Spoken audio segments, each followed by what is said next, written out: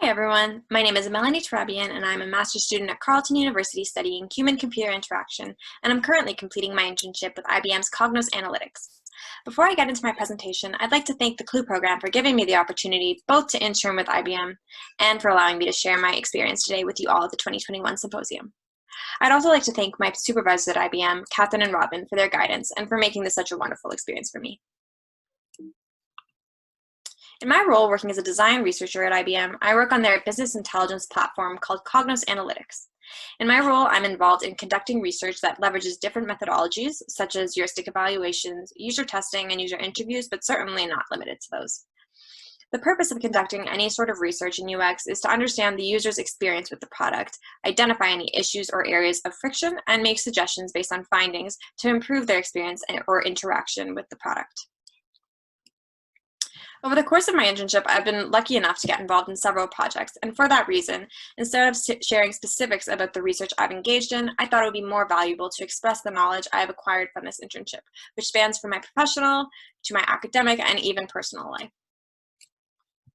So first, I'll discuss some of the things that I've learned that have aided my own professional growth. The first thing I wanted to touch on is just the very experience of working with professionals of different backgrounds. This was something that has been relatively new for me. In academia, I'm used to working with students, normally in a similar field, whereas now I find myself working alongside individuals of completely different backgrounds and interests. One of the main takeaways from this experience is that it is really important to be confident in your own abilities.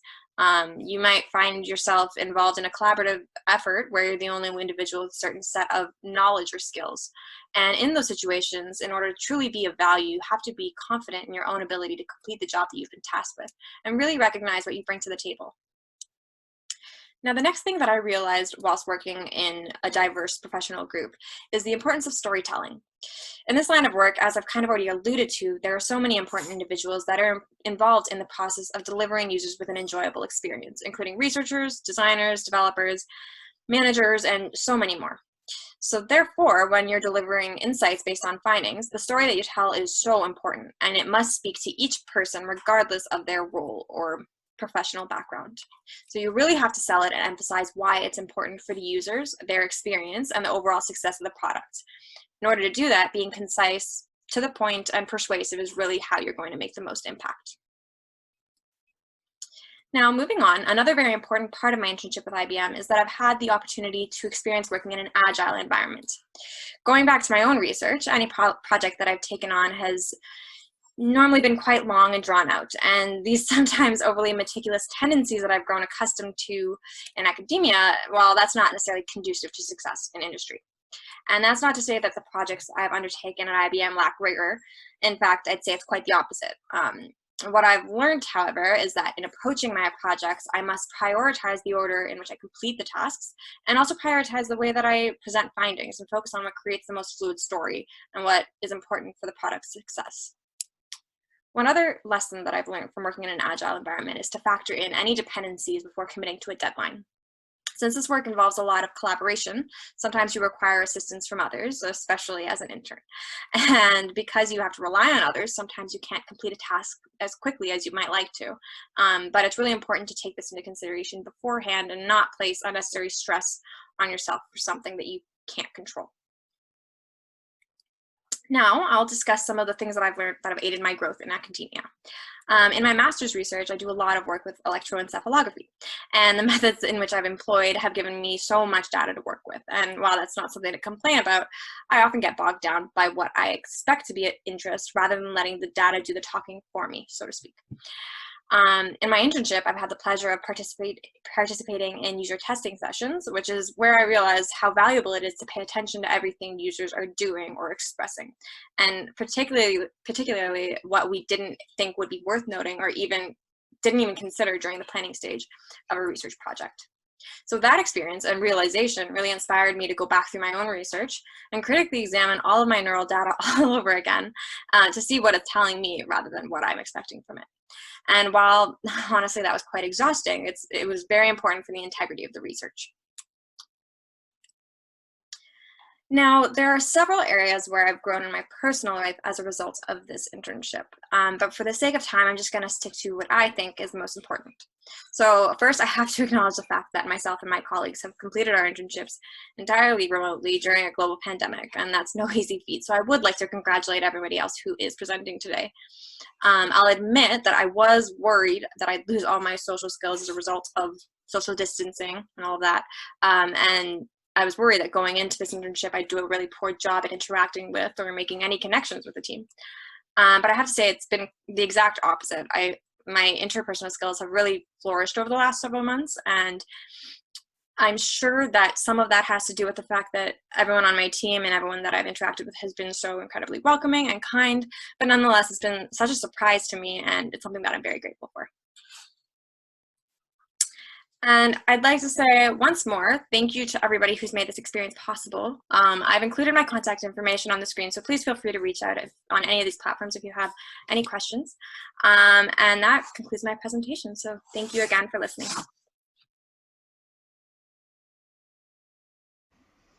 Hello. Today I'll be presenting on my internship experience at Neurofit and the project I worked on called Neurofit VR. My name is Kyle Wilcox. I am a VR developer and also a PhD student at Ontario Tech University under the supervision of Bill Kapralos. During September to December of 2020, I was doing a full-time internship at Neurofit under the supervision of Alex. So let's begin with a little about Neurofit. So Neurofit focuses on providing cost-effective solutions that can assist in analyzing patients' cognitive abilities and engaging patients in the rehabilitation process both on-site and remotely. This is done through a three-step approach to building better brain health: assess, focus, and personalize. And this is done by using adaptive learning systems to personalize exercises according to patients' unique needs and abilities. Currently, the three main therapeutic exercise categories that are offered in Neurofit Web are attention, processing, and memory. So, the project I worked on, as previously mentioned, was called Neurofit VR. The main purpose of this project was creating a fully immersive rehabilitation experience to be used at home or on site. And this was achieved by using the Oculus Quest with its native hand tracking and no cords. It made it very easy to use and also allow users to use their hands naturally without needing to explain or for them to learn how to use the controllers. Furthermore, we took the same goals from Neurofit Web and applied them to new immersive exercises focused on attention, processing, and memory. And now I have a short 30-second video of the project back in early November.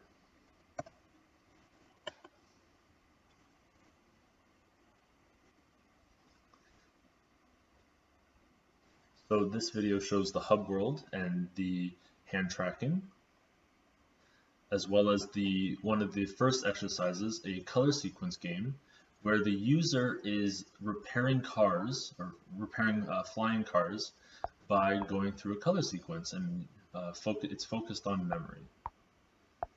So you can see when they completed the sequence properly, a car flew away because it's repaired, and now a new one comes in.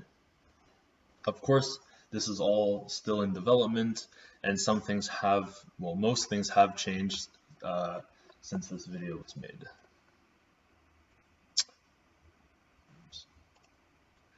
Lastly, the VR experience had to be accessible to the unique needs and abilities of the target demographic. So I developed a test to see the patient's range of motion and adapt Neurofit VR to fit what they are capable of. This was done by calculating parts of their range of motion, and I've used this picture as an example. The range of motions included in this test were the flex, extensions, and rotations, minus the legs. This helped us guarantee that any exercise that the patient does will be accessible to them in terms of their range of motion, so that nothing is out of reach, nothing is too far for them to turn and look at. We are also, or at the time, we were also working on solutions for things like color blindness, so applying different shaders over Neurofit VR to assist with that, hearing and sight, subtitles, also UI, enlarging itself as a patient leans forward. We're also in the works as well.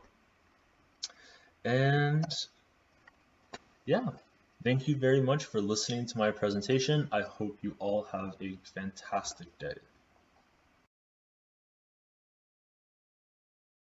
Hello everyone, my name is Alexis Ziccardi and I'll be presenting to you my end of internship presentation for this year's school symposium. So for a little background on myself, I'm a master's student in cognitive science at Carleton University.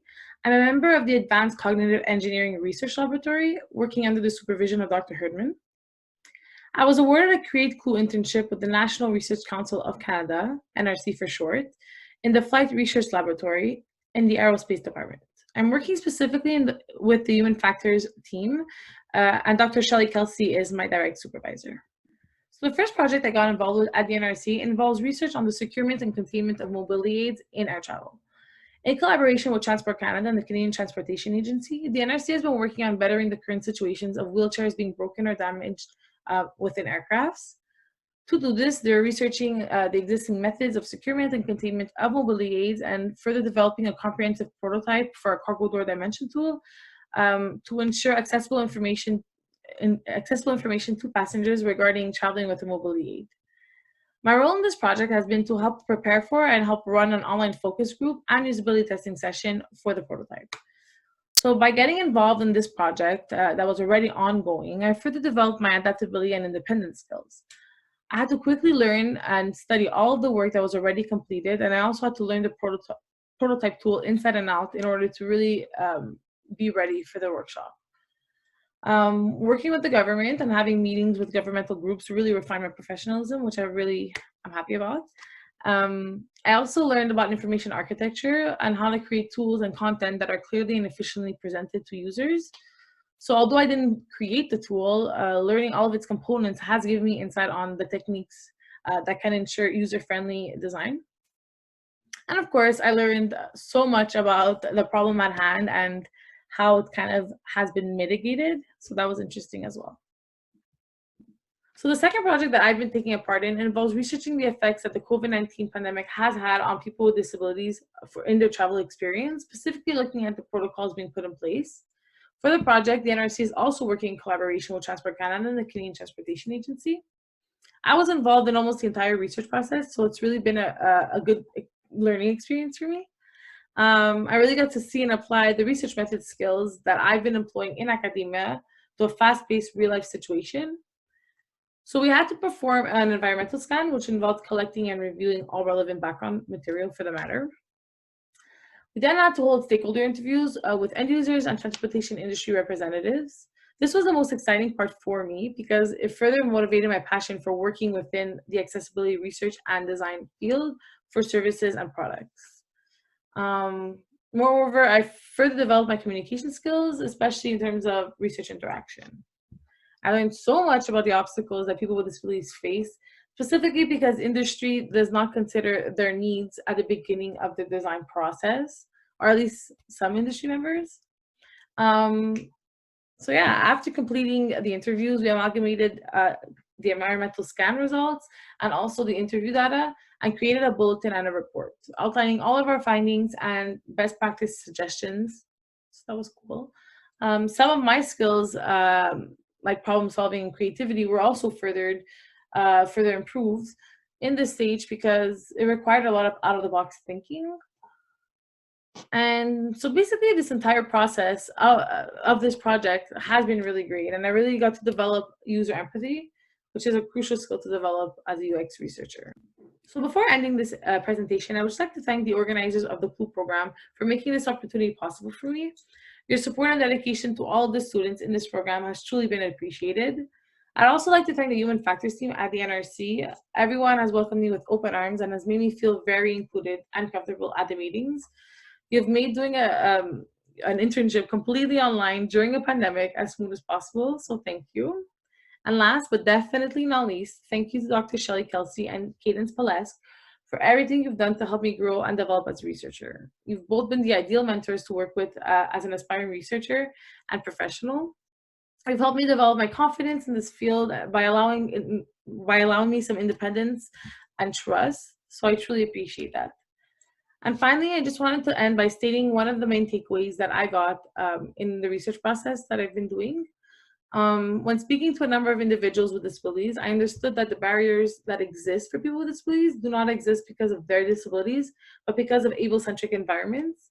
The general population and industries need to become more aware of how to interact with all types of people at a level of respect and dignity that they deserve. And this really does start with designing spaces and products that consider universal design from the very beginning. So I hope to continue working in this kind of research and this kind of field to kind of help in the industry. So thank you so much for everyone for taking the time to listen to my presentation, and I hope you have a great rest of the day. Hi everybody, my name is Khadija. I'm a CLU student currently completing my master's in computer science at Carleton University. During the fall, I was given the opportunity through the CLU program to be able to complete an internship at the National Research Council of Canada. And today I'll be talking a little bit about my experiences there. The National Research Council of Canada, or the NRC for short, is a Government of Canada organization. Its mandate is set out in the National Research Council Act, underneath which it is responsible for undertaking, facilitating, or promoting scientific and industrial research important to Canada. And this is only one of many things set out for it in this mandate. I was working directly with the fire safety group, which is categorized underneath construction at the NRC. And of course, the fire safety group was conducting research on fire safety, which includes both technical pieces like modeling evacuations or modeling the spread of smoke and fire, but also a more human side. Human behavior in fire, specifically, is the study of human response and coping strategies in exposure to fire and other similar emergencies. This would include their behavior, their awareness, beliefs, attitudes, and decisions. And with such a broad definition, it was not surprising that there was a large number of projects available to work on. And I was privileged enough to be able to choose which projects to focus on and whether to work on multiple projects. And so our main project this term ended up being the iterative design and evaluation of an evacuation form. Our goal with this project was to develop a form that would be used after an evacuation, whether unplanned, like a false alarm or emergency, or planned, like a drill, and to create a form that will query all the information necessary to making it more useful as a training tool, a diagnostic tool, or a research tool. And I felt very lucky to be able to have been involved in the whole research process from start to finish. Other projects included using virtual reality in the training of firefighters for the transportation of dangerous goods. And I actually have a photo of this in the slide. You can see a firefighter wearing the VR goggles. And this is a picture taken from the NRC during one of the demos. Overall, I would love to be able to provide a comparison of working at the NRC compared to my time working in industry and being in academia. But I feel like right now is probably not the best time because things are so different with the current environment in the world.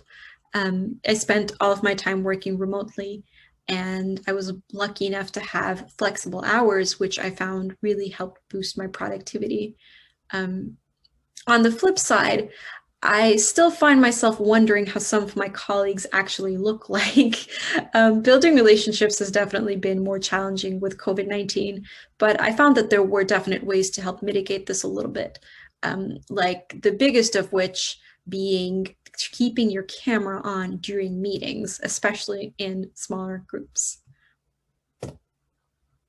In conclusion, I really did enjoy my time at the NRC. I found that the goals of the group were very similar to those of people in academia, with the focus being the completion of a research project. and also in a way similar to those of industry or another organization in which you're working towards building a good and usable product. And given the different projects that I had the chance to be a part of with a diverse array of colleagues, there's absolutely no shortage of opportunities for me to push myself and consistently be learning something new. I would like to end by thanking CLU for this amazing opportunity and my supervisor, Sonia, for introducing me to the CLU program. My direct supervisor at the NRC, Max, for being an absolutely stellar mentor, very flexible, and very patient. And the entire fire safety group, our director, Yoon, Nuruddin, Steve, Martin, everybody for being an amazing support during my internship. And if we are taking questions, I'm open to take them. Otherwise, my email is on the slide, and I hope you'll get in touch with me soon. Thank you. Hi everyone, my name is James, and today I'm going to talk to you about a psychometric approach to unmoderated usability testing, as well as scale development using my own experiences at Immigration, Refugees, and Citizenship Canada. So the move to unmoderated usability testing at IRCC is a relatively new one, whereas before we would typically conduct moderated usability testing using a structured interview format.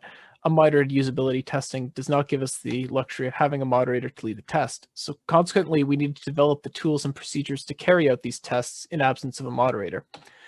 The first consideration for unmoderated usability testing was to develop simple project-specific tasks that require no feedback on the part of participants because they won't have a moderator to give them that feedback.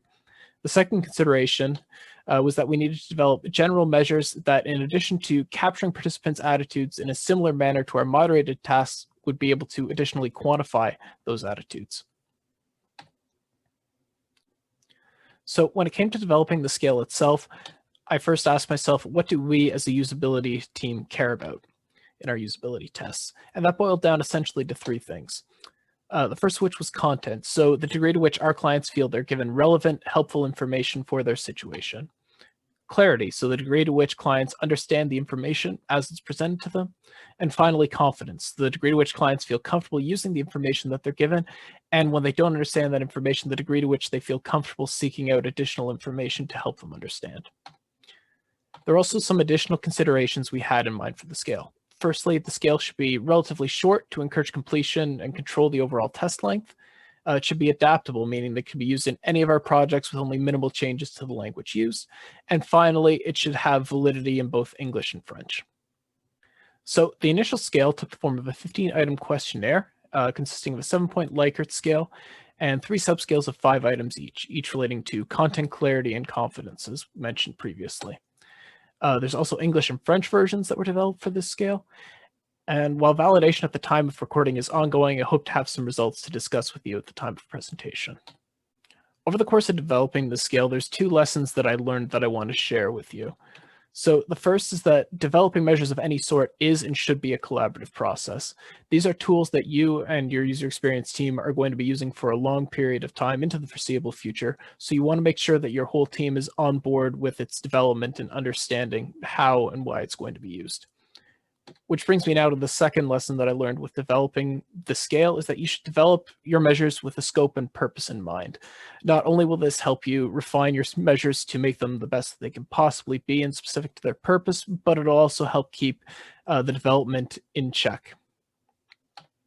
And in closing, I want to briefly thank the CLU program, all of the partners listed on screen, as well as you, the audience, for watching this presentation. Thank you very much.